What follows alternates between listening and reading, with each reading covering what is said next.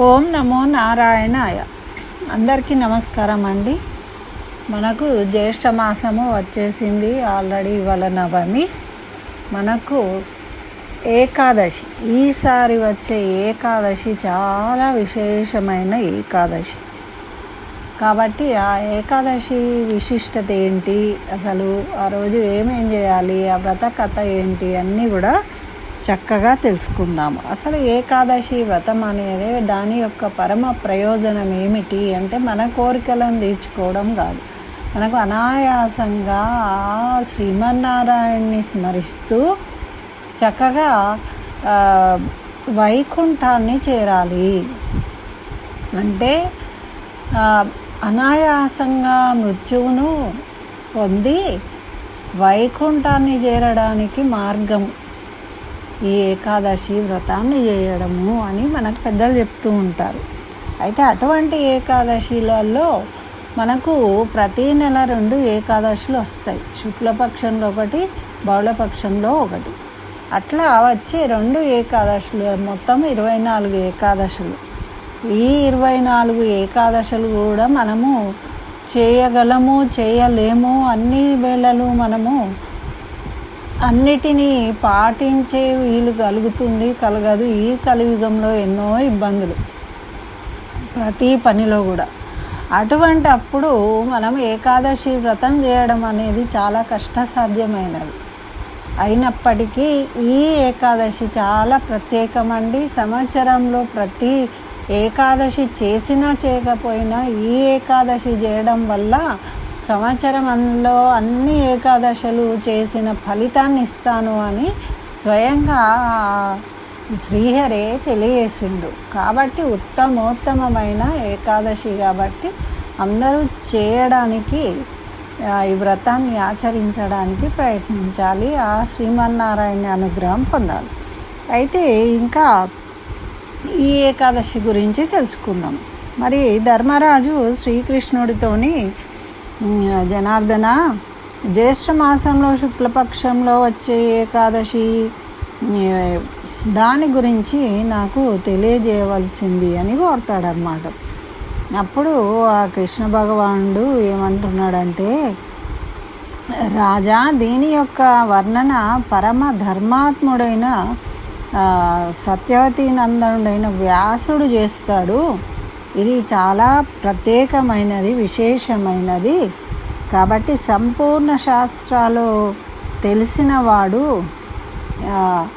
ఆయన తత్వజ్ఞానం కలిగినవాడు, సమస్త వేదాల పారంగతుడు. కాబట్టి ఆయన ద్వారా తెలుసుకుంటే బాగుంటుంది అని చెప్తాడనమాట. అంటే భగవంతుడు వ్యాస భగవానుని చేత చెప్పించాడు. ఈ విధంగా అప్పుడు వ్యాసుడు ఆ కృష్ణ భగవానుని ఆజ్ఞ మేరకు ఈ విధంగా తెలియజేస్తున్నాడు అనమాట. జ్యేష్ఠ మాసంలో 2 పక్షములలో ఏకాదశిలో భోజనం చేయకుండా ఉండండి. ద్వాదశి నాడు స్నానాధికాలు పూర్తి చేసుకొని బ్రాహ్మణ సంతర్పణ చేసి భోజనం చేయండి అని చెప్తాడనమాట పాండవులకు. చెప్తే అప్పుడు విని భీమసేనుడు ఏమంటాడంటే, పరమ బుద్ధిమంతుడైన వ్యాసునితో, పితామహ, నా వినతి వినండి. మా తల్లి అయిన కుంతి, ధర్మరాజు, ద్రౌపది, అర్జున, నకుల, సహదేవులు అందరూ కూడా ఎల్లప్పుడూ ఏకాదశి ఉపవాసం చేస్తారు. అంతేగాక నాకు కూడా ఉపవాసం చేయాలని ఉంటుంది. మరి నాకు కూడా ఏదైనా ఉపవాసం ఎలా చేయాలో చెప్పండి. ఎందుకంటే నేను ఆకలి బాధను సహించలేను కదా, అందుకని ఉండలేకపోతున్నాను అంటాడు. అప్పుడు ఈ విధంగా తెలియజేస్తూ ఉన్నాడు అనమాట. మరి ఏకాదశిని ఎందుకు ఉంటాము అంటే, ధర్మార్థ కామ మోక్షాలను పొందడానికి ఏకాదశి వ్రతాన్ని ఆచరించాలి. మరి ఇప్పుడు మాత కుంతి, ద్రౌపది అందరూ ఉంటున్నారు అంటే వాళ్ళు ఆకలికి తట్టుకోగలరు. అంటే దైవ స్మరణ చేయడం వల్ల ఆకలిని తట్టుకోగలుగుతున్నారు.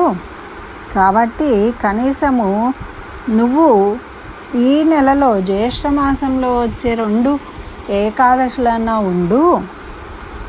ఉంటే నీకు ఆ ఏకాదశి ఉపవాసం చేసిన ఫలితం కలుగుతుంది, సంవత్సరం అంతా చేసిన ఫలితము. అంటే అమ్మ రెండింటిని కూడా నేను చేయలేను, ఏదైనా వ్రతంతో స్వర్గలోక ప్రాప్తి కలుగుతుందో అటువంటి వ్రతము నాకు ఉపదేశించండి, నేను సంవత్సరంలో ఒకటే చేస్తాను, ఆ ఒక్కదానికి అటువంటి ఫలితం వచ్చేది ఉంటే నాకు తెలియజేయండి అంటాడు. అప్పుడు వ్యాసుడు జ్యేష్ఠ మాసం శుక్లపక్షంలో వచ్చే ఏకాదశిని నిర్జల ఏకాదశి అంటారు. భీమా, జ్యేష్ఠ మాసంలో సూర్యుడు వృషభ రాశి నుండి మిథున రాశిలోకి వస్తాడు. అప్పుడు ఈ ఏకాదశి నాడు నిర్జల ఏకాదశి అంటాము. ఈరోజు నువ్వు ఆచమనం చేయడం తప్ప వేటికి నీటిని తాగకుండా ఉన్నట్టయితే నీకు అటువంటి స్వర్గప్రాప్తి కలుగుతుంది. మరి ద్వాదశి రోజు ఏకాదశి సూర్యోదయం నుండి ద్వాదశి సూర్యోదయం వరకు జల త్యాగం చేయాలి. ఆ రోజు స్నానాధికాలు చేసుకొని బ్రాహ్మణులకు నీటితో పాటు సువర్ణ దానం చేయాలి. అలా చేసినాక బ్రాహ్మణులతో కలిసి భోజనం చేయాలి ద్వాదశి రోజు. అప్పుడు శంఖచక్ర గదాధారుడైన శ్రీ మహావిష్ణువు ఏ మానవుడైతే నన్ను తలచి ఏకాదశి వ్రతం చేస్తాడో వాళ్ళ పాపాల నుండి విముక్తులను చేస్తాను అని చెప్పాడు. కాబట్టి ఈ ఏకాదశిని నువ్వు ఆచరించు అని తెలియజేసిండు అన్నమాట. అయితే మరి ఈ ఏకాదశి వ్రతం చేసేవాళ్ళు మరి ఫలితం ఏంటి అంటే యమకింకర్లను చూడాల్సిన అవసరం ఉండదు. అంత్యకాలంలో పచ్చని వస్త్రం ధరించి సౌమ్య స్వభావం కలిగిన సుదర్శన చక్రం కలిగిన విష్ణుదూతలు వచ్చి విష్ణు సన్నిధికి తీసుకొని పోతారు. మరి నిర్జల ఏకాదశి ఉపవాసం చేసిన స్త్రీ కానీ పురుషుడు కానీ మేరు పర్వతముతో సమానమైన పాపమైనా సరే నశించిపోతుంది. మరి నీటిని త్యాగం చేసి ఉండే వాళ్లకు ఒక్కొక్క ఏకాదశికి 1,000,000 సువర్ణ ముద్రలు దానం చేసిన పుణ్యం కలుగుతుంది.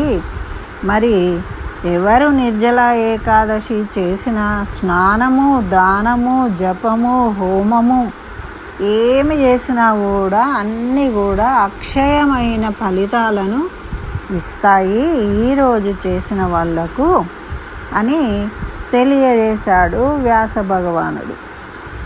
అయితే నిర్జల ఏకాదశి నాడు భోజనం చేసిన వారికి చండాలమైన దుర్గతి పొందుతారట వాళ్ళు. మరి జ్యేష్ఠ శుక్ల ఏకాదశి నాడు ఉపవాసము చేసి దానము చేయుదురో వారికి పరమ పదము లభించుట తథ్యము.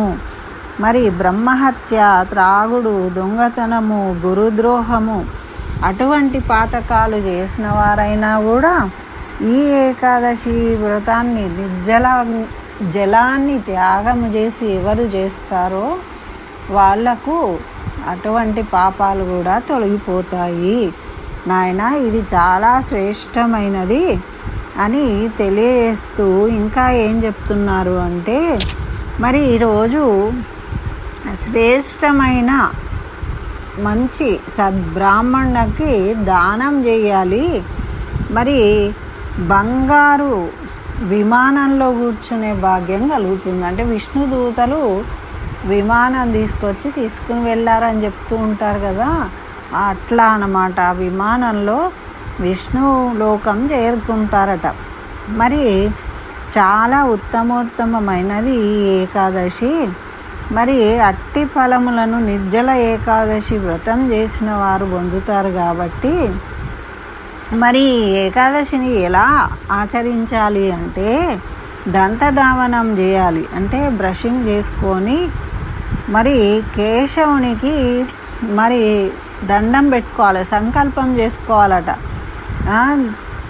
కేశవుని యొక్క దయ కొరకు కేవలం ఆచమనం చేసిన నీటిని తప్ప వేరే ఏ నీటిని తాగను అని శపథం చేసుకోవాలి, సంకల్పం చేసుకోవాలి. చేసుకొని ఆ రోజు ఉపవాసం ఉండాలి.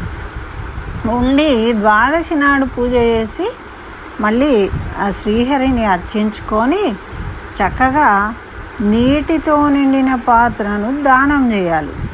జలపాత్ర దానం చేసేటప్పుడు ఈ కింది శ్లోకాన్ని చదువుకోవాలి. దేవదేవ ఋషికేశ సంసారార్ణధారక ఉదకుంభ ప్రధానేన నయమాం పరమాం గతిం అని సంసార సాగరమును తరింపజేయు దేవదేవ ఋషికేశ, ఈ జలపాత్ర దానంతో మీరు నన్ను పరమగతిని ప్రాప్తింపజేయండి అని ఈ శ్లోకం యొక్క అర్థము. దీన్ని చదువుకొని ఆ దానాన్ని ఇచ్చినట్టయితే మనకు ఆ ఏకాదశి వ్రతం యొక్క సంపూర్ణ ఫలితాన్ని పొంది ఆ విష్ణులోకాన్ని పొందుతామట. మరి భీమసేన జ్యేష్ఠమాసంలోని శుక్లపక్షంలో వచ్చే ఈ ఏకాదశిని నిర్జల వ్రతము చేయాలి. ఈరోజు బ్రాహ్మణోత్తములకు పంచదారతో పాటు జలము నిండిన బిందెను కూడా దానం చేసినట్టయితే మరి విష్ణు సన్నిధికి వెళ్ళడము, అక్కడ ఆనందానుభూతిని పొందడం అనేది చాలా సులభమవుతుంది. అన్ని పాపాలను పోగొడుతుంది.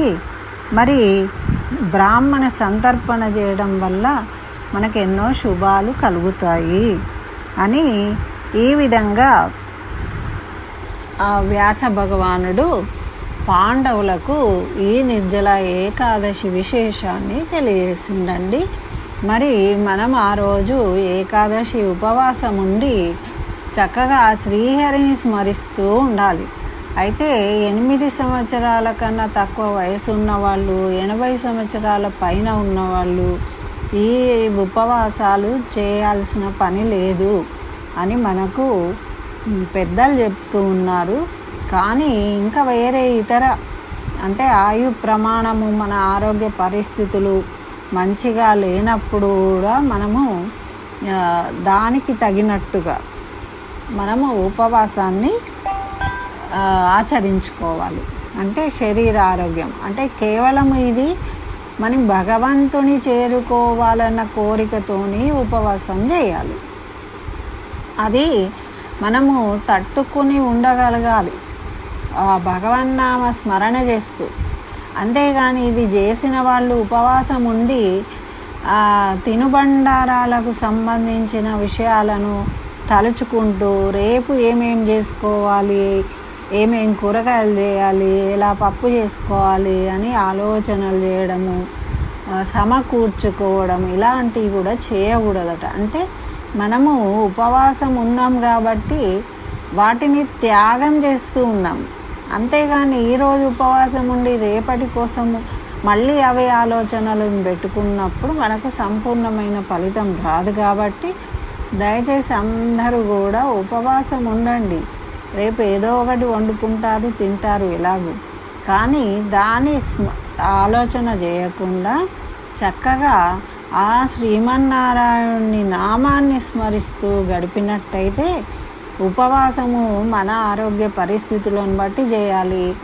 దానాలు మన యదాను శక్తి. బంగారం దానం చేస్తే మంచిది అంటే అందరూ బంగారం దానం చేయలేరు కదా. చేయగలిగినవి వాటిని మనము దానం చేసి చక్కగా శ్రీమన్నారాయణని స్మరించినట్టయితే ఈ నిర్జల ఏకాదశి రోజు ఎట్టి పరిస్థితిలో అందరూ ఏదో ఒక రకంగా తరించాలనే ఉద్దేశంతో దీన్ని చెప్పడం అవుతూ ఉంది. అందరూ కూడా దీన్ని ఆచరించి చక్కగా ఆ శ్రీమన్నారాయణి అనుగ్రహాన్ని పొంది తరించాలి. స్వస్తి. జయ శ్రీమన్నారాయణ. సర్వం శ్రీకృష్ణ చరణారవిందార్పణమస్తు.